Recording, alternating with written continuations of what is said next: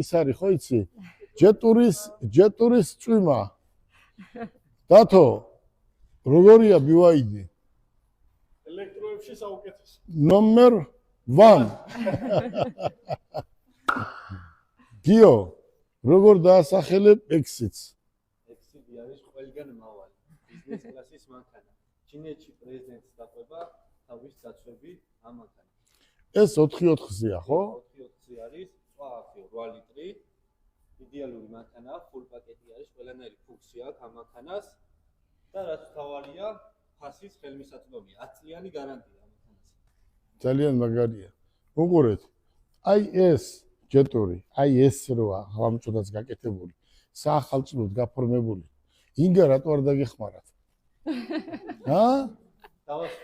დაასვენეთო? ბოლო დღეს ხომ მივიღე მონაწილეობა. შეხედე რა ლამაზი გოგოა?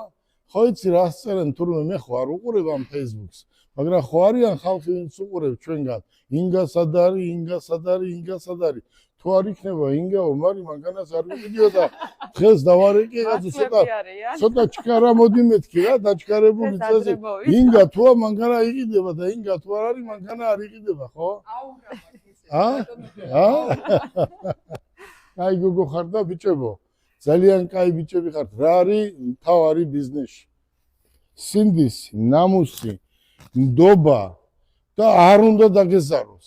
ახლა არც ერთია ჩემი ბიზაშვილი, არც მეორე, არც მესამე და არც მეოთხე. მე მეტყვიან ისინი სად არისო? ისინი გავყარე. ერთ დღეს ესე ყველა ერთად გავყარე. რატო გავყარე იცი? რომ მოგიყვანი და გთხოვე, გითხარი, შენთვის არის ეს უკეთესი, ხო? რომ ჩაერთე საქმეში, ხო?